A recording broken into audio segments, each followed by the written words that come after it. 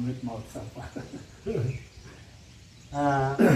हम लोग बैठे हुए हैं लखेश्वर ब्रह्म आश्रम सुनहरिया के वन प्रांगण में, और यहाँ के महाराज जी यश जी महाराज हैं जो विगत 3 दशकों से इस तपोभूमि पर अपनी आध्यात्मिक, धार्मिक, सामाजिक, वैज्ञानिक और साहित्यिक सेवा दे रहे हैं। हमारे बीच आज अतिथि के रूप में रणधीर सिंह यादव जी, जो पेशे से अध्यापक हैं और आप वन मित्र या ये वृक्ष मित्र या वन्य जो वनस्पतियाँ हैं उनके सेवक हैं। हम आज महाराज जी के तत्वावधान में बैठे हुए हैं प्रांगण में, मंदिर परिसर में। हम पूछना चाहेंगे कि रणधीर सिंह यादव जी, आपके जीवन का उद्देश्य क्या है? आपने वृक्षों को क्यों अपने जीवन का अभिन्न अंग समझा और उनकी सेवा के लिए विगत कितने दिनों से लगे हुए हैं? रणधीर सिंह यादव जी। परम पूज्य महाराज श्री मुखदेव महाराज के चरणों में हम नमन करते हुए हम लोगों के अग्रज भाई श्री राघव शर्मा जी का अभिनंदन करते हुए इन्होंने जो प्रश्न किया, तो हम 20 वर्षों से इस क्षेत्र में लगे हुए हैं और हमने सोचा कि अमृत के स्रोत कहाँ से हमको अमृत मिलता है। अच्छा, अमृत महोत्सव अभी चल रहा है? हाँ, अमृत महोत्सव चल रहा है जी। तो उस में विचारीय प्रश्न है कि हमको अमृत कहाँ से मिलता है और उनके जीर्णोद्धार की, उनके प्रति कृतज्ञता की कितनी आवश्यकता है और हम कितने उनके प्रति कृतज्ञ बने हुए हैं, ये भी प्रश्न विचारणीय है। कृतज्ञता और कृतज्ञता दोनों प्रश्न आपस में अपने आप में बहुत ही विचारणीय है। जी। माता पिता आचार्य जिनकी कृपा से हम ज्ञान, पालन, पोषण हमारा हुआ, उनके प्रति उन्होंने हमको अमृत दिया है। जी, गुरु हमको ज्ञान रूप में अमृत देते हैं। माता पिता सेवा भाव द्वारा सेवा करके हमको अमृत देते हैं। पालन करते हैं पिता, माता पालन करती है, लालन करती है। तो ये माता पिता के चरण, आचार्य के चरण अमृत के स्रोत। और जब क्षीर सागर का मंथन हुआ तो सर्वप्रथम उसमें बीज निकला। तो जरत सकल सुरवृंद विषम गरल जहि पान किया, दीन भजस मति मंद को कृपाल शंकर सर।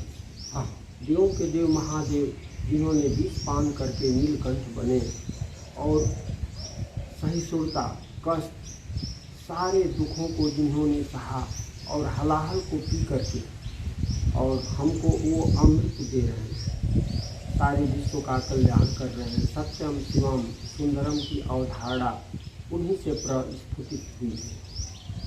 तो शिव स्वरूप हमारे आचार्यों ने कहा है कि देवो भूत्वा देवो देते, देवता बन करके ही देवता की पूजा की जा सकती है।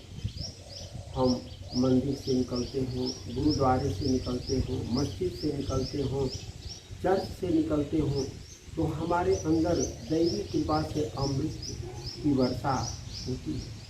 तो हम समाज में अमृत बांटने का काम हमारा है। हमारी संस्कृति अमृत बांटने का काम करती है, जो सबको अमृत मिले। रणधीर सिंह यादव जी, थोड़ा सा मैं रोकना चाहूँगा। ये अमृत आप बार बार बोल रहे हैं, अमृत शब्द, क्योंकि सरकारी स्तर पर, गवर्नमेंट स्तर पर अमृत महोत्सव पूरे देश में मनाया जा रहा है।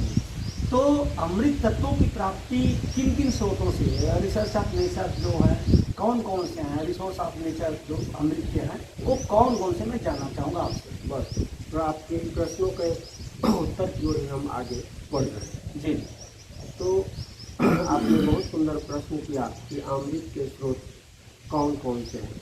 उन स्रोतों में हमने बतलाया माता पिता आचार्य के चरण प्रथम जो है अमृत के स्रोत।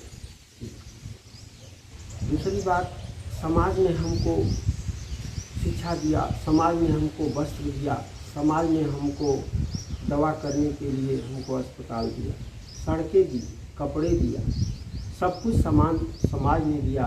तो समाज के प्रति हमारा ऋण है और हमारा कर्तव्य बनता है कि समाज ने हमको अमृत दिया है तो हम भी समाज को अमृत दें। हाँ, हमारे यहाँ ये धारणा है कि हम असत्य से सत्य मार्ग की ओर चलें और विष से अंधकार से अमृत की ओर चलें, विष से अमृत को प्राप्त करें।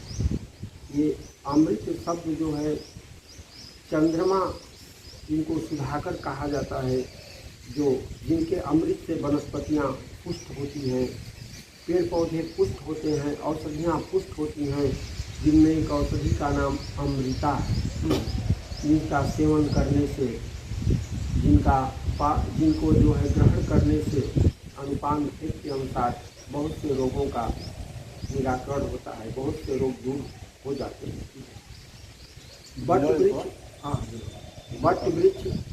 बट वृक्ष राष्ट्रीय वृक्ष हैं, जो विष पान करते हैं और हमको अमृत तुल्य प्राणवायु ऑक्सीजन देते हैं।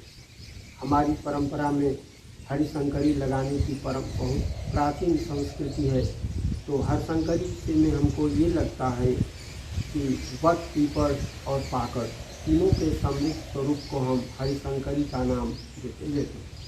और धरती से ऊपर ओजोन परत है, जिसको O3 नाम से हम ओजोन परत को O3 भी कहते हैं।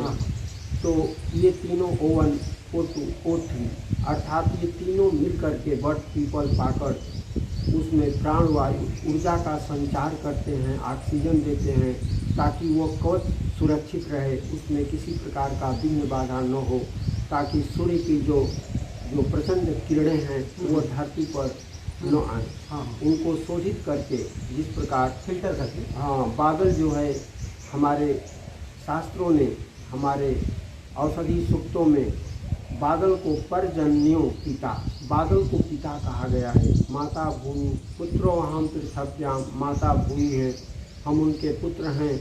और पर्जन्य बादल को हमने जो है पिता कहा है, क्योंकि पिता का अर्थ होता है जो पालन करता है। बादल से मेघ बरसते हैं, जल बरसते हैं, अमृत बरसता है, उससे जो है पशु पक्षी वनस्पति जीव सृष्टि सबकी तृप्ति होती है। आज हम विष छोड़ रहे हैं, हम अर्थात कालिया नाग बन गए हैं। उन्होंने जमुना मैया को प्रदूषित कर दिया, कृष्ण भगवान ने उसके अहंकार को चूर चूर करके और वहाँ से उसको रमणक दी। आज हमारी प्रकृति जो है कालिया नाग की बन गई, खरदूषण की बन गई। हमने जिस वन में खरदूषण रहा करते थे, वनों को नुकसान करते थे, मतंग ऋषि का आश्रम भी को अपवित्र करते थे। तो ऐसे लोगों को मर्यादा पुरुषोत्तम भगवान राम ने दंड दे करके अरण्य कांड की अवधारणा हमारे संस्कृति की अवधारणा है, अर्थात हमारी संस्कृति अरण्य है। हमारे ऋषि मुनि देव सब अरण्य संस्कृति से निकलते हैं। अरण्य की रक्षा करना, प्राणवायु की रक्षा करना, जीवन रेखा की रक्षा करना। लेकिन हमने चकाचौंध की दुनिया में, हमने ऐश्वर्य ठाट बाट के जीवन में अपने कोमल, कलरव, रिमझिम तमाम पाठ्यक्रमों के नाम ऐसे होते हैं, लेकिन उनको हम भूल गए। आज शिक्षा जगत हो या स्वास्थ्य जगत हो, पेड़ों को काटने में उसको आनंद आता है। सरकार भी पेड़ काटती है, समाज भी काटता है। उनकी संवेदनाएं आसुरी प्रवृत्ति की ओर बढ़ रही है, अर्थात हम निशाचरी संहिता के मार्ग को पुष्ट कर रहे हैं। दैविक वैदिक सनातन और अमृत संस्कृति को हम नष्ट कर रहे हैं। ऐसे जो हमारे अमृत के स्रोत हैं, वो स्रोत बंद हो रहे हैं। गो माता का दुग्ध अमृत है, गो दुग्धम अमृतम, ऐसे हमारे शास्त्रों ने कहा है। अहिंसा में यम का प्रथम चरण अहिंसा है, अहिंसा में अमृत है, सत्य में अमृत है, विश्वास में अमृत है, श्रद्धा में अमृत है, भक्ति में अमृत है। देवों की कृपा बरसे तो अमृत बरसता है, गुरुओं की कृपा बरसे तो अमृत बरसता है। इस प्रकार हम अमृत के जो स्रोत हैं उनको जगाने की आवश्यकता है, ताकि अमृत के स्रोत निर्झर वन, नदी, तालाब, सरोवर हैं, लेकिन उसमें जो है निशाचरी संहिता के अनुसार मत्स्य पालन हो रहा है। उसमें कमल खिलना चाहिए, तभी बच्चे को हाथों में देकर हम कहेंगे ये बच्चा ये कमल नयनम, क से कमल नयनम होगा। कमल नयनम का जब हम बोध कराएंगे, प्रहलाद की शिक्षा के अनुसार, प्रहलाद की शिक्षा क से कमल नयनम बोलते थे, लेकिन आज जो है ऐसी बात नहीं है। सरोवर में जो है मत्स्य पालन होता है, भेड़ पालन, मछली पालन, तमाम